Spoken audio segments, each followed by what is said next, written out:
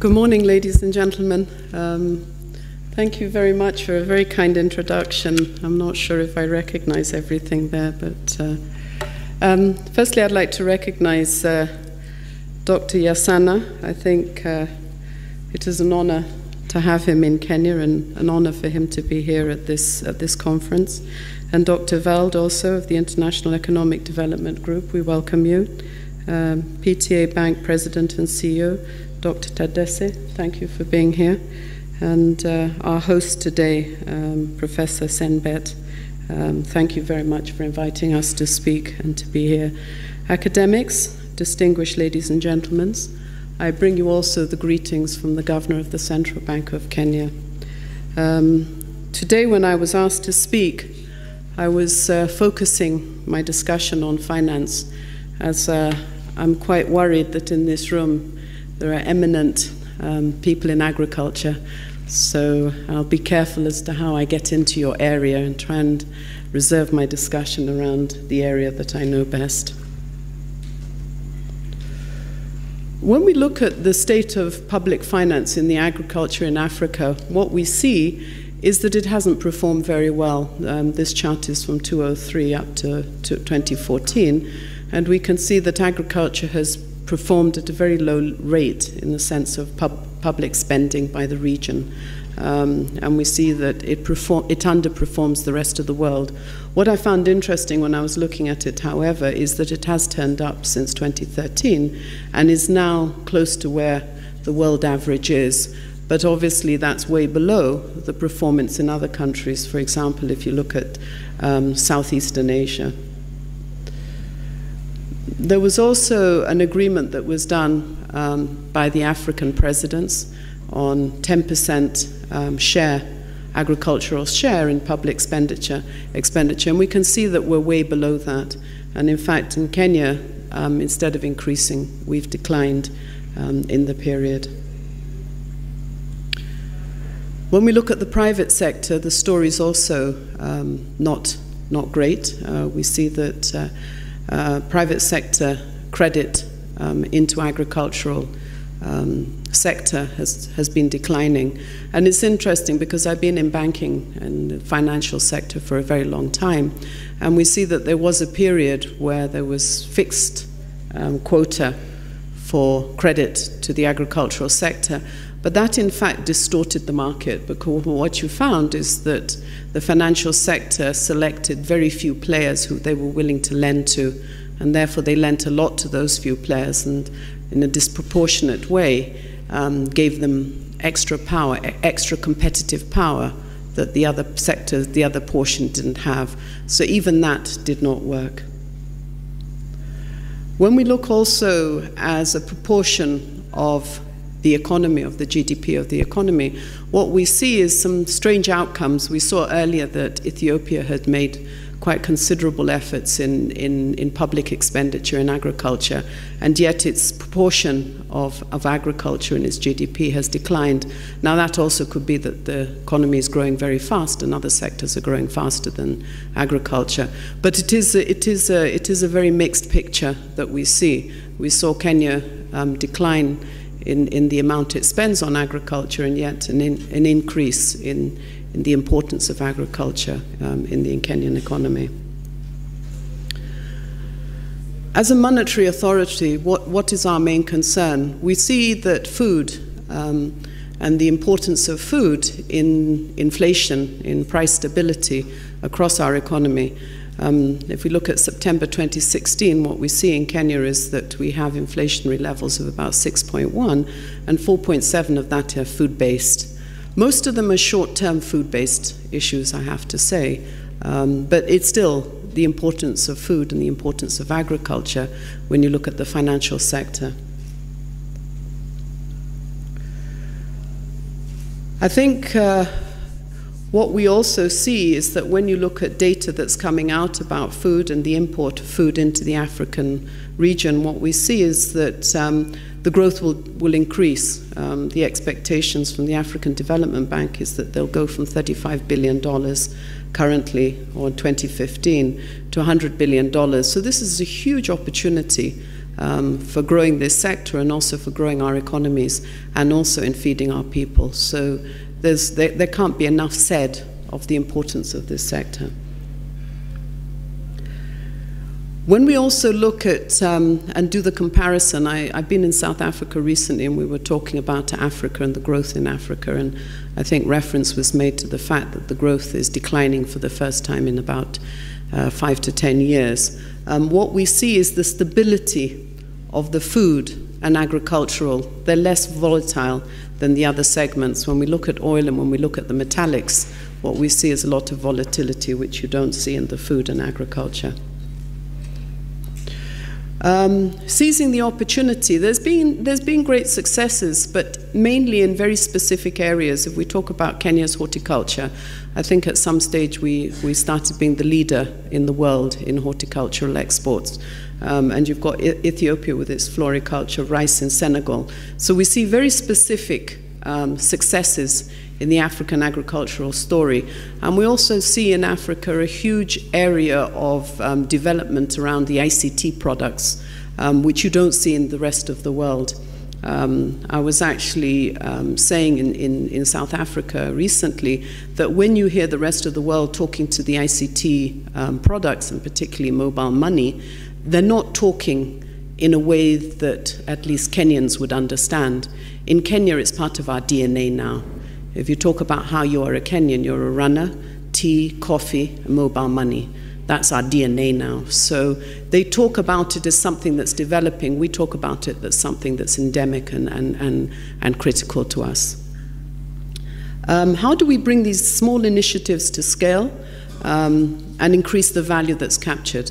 As I said, there are lots of economists in the room here, so I'll not talk to that, but it's important. We can see all the numbers from the financial sector perspective talk to the importance of the agricultural sector.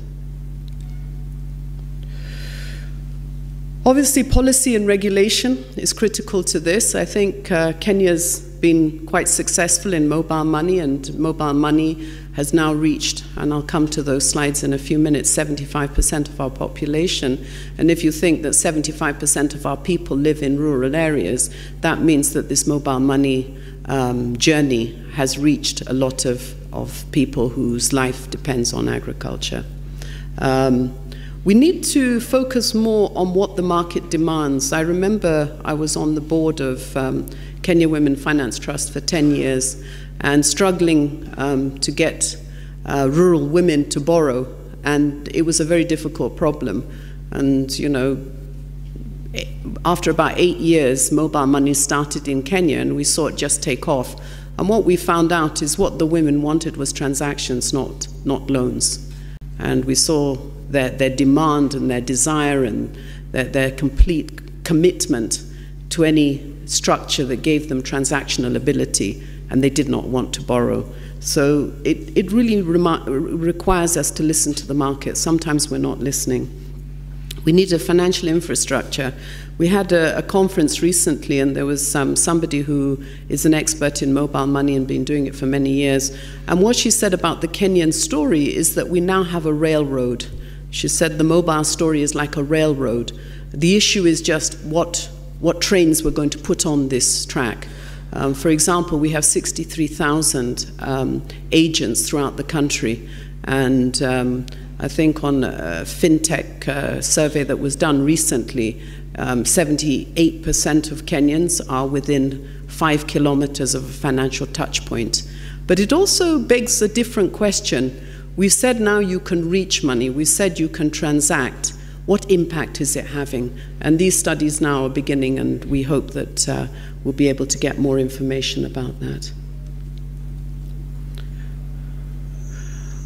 How does the central bank play into this? When I was working with the economists who were helping me to put these slides together, they had very ambitious goals of financial banks becoming, central banks becoming much more involved in the agricultural sector.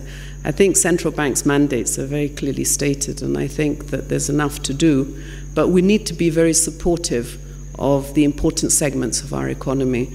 And so providing sound, safe and secure financial systems is our key mandate in how we can help you. And inclusive, I should use the word inclusive. What have we done? We've developed frameworks to support financial inclusion. I'm always saying that I joined the central bank after the job was done. I think the former governor sitting here had a lot to do with the job, so I don't take credit for the job that was done, but I'm certainly enjoying the outputs of it, because having Kenyans able to have that touch point is very important. We're looking at efficiencies, cost of reaching people. Safety and soundness is something that we're still focused on. We're now got 80 to 90% of our transactions go through a mobile platform of one sort or another, but it's only 2% of the value of the transactions. So at the moment we can take certain elements of risk. When that value element starts to increase, then we'd have to look at much higher levels of risk mitigation. I think this is basically, I think it's worth talking to the fact that the financial sector now covers all kinds of areas. I know that there's a program that I was party to very briefly, which provides, for example, insurance for small-scale farmers, particularly around livestock. So you could have 5 cows and you send 10 shillings, which is what, 10 cents, I think it is, 10 US cents, every day by your mobile phone, and you insure your cows. What we've seen in the past is where farmers lose assets of that nature, it has a huge impact on the income of the whole family and the future of the whole family. So being able to start those kinds of products has been very important. The other one that has come in as well is one we call Mkopa, which is pensions. So it means that small-scale rural people can be part of some kind of pension infrastructure, which will help them a lot. We've also got data gathering. I know that there's an institution that has been checking soil all over Kenya, and for a small price you can go onto the phone and actually find out what the soil content is in your area. Besides dealing with the kind of the mobile products that are available, what we've been doing as well is working with microfinance. We've now have got microfinance banks, so we've been licensing these. We've got the introduction of agency banking into Kenya, which has enabled banks to spread at a much faster rate and reach more people. And also encouraging lending through other systems. The SACCOs in Kenya are very big. I think Kenya has the 3rd largest SACCO in the world, our Teachers SACCO, and certainly the largest SACCO in Africa. These are very important institutions and they shouldn't be confused with banks. It's not our intention to make a SACCO a bank, but SACCOs still have a very important role in the financial sector. I think these are the numbers I've already spoken to. About the 75.3% of Kenyans now are formally included, and this is a 50% increase over 10 years. I was in South Africa and they were saying their numbers are 80%, but they were also asking the same question as I'm asking now. What is the impact? We've reached you, but what impact are we having? I think these are the kinds of networks that have been created by these financial inclusion products and financial inclusion infrastructure. And this really speaks to this railroad that I mentioned. So the question is, the railroad's in place. Are we using it efficiently? Are we using it effectively? I had to do a talk on gender sensitivity around financial inclusion. And we did some work, and what came to me at that time is it's less to do with gender and more to do with where you're born. Because if you're born in certain areas of Kenya, particularly the northeast, which is a bit more remote and has less infrastructure, then it doesn't matter whether you're male or female. The impact is much less than if you were born in another part of Kenya where the urban areas are more developed. We talk also to the rural, and here we can see that in terms of formal inclusion, the rural areas have lagged behind. But when you look at the informal, which is the excluded, you can see between the rural and the urban, the difference is not so significant anymore.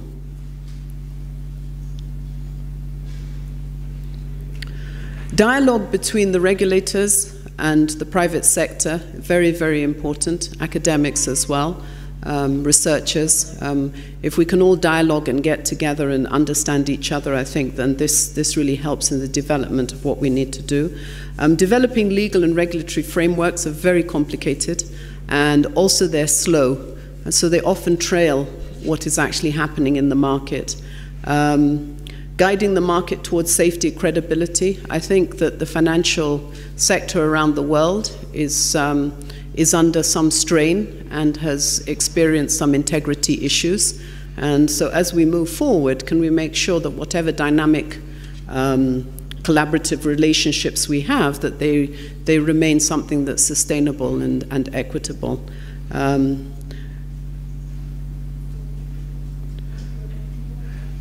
We need to improve our ability to quickly identify weaknesses and emerging vulnerabilities. And this in particular comes back to a lot of the research work, because research work demands proper data, demands years of interrogation, and sometimes it's too slow. The thing has happened before you know, and therefore the research really is looking at the dead patient as opposed to considering the sick patient. Thank you very much for listening to me, and thank you for coming here.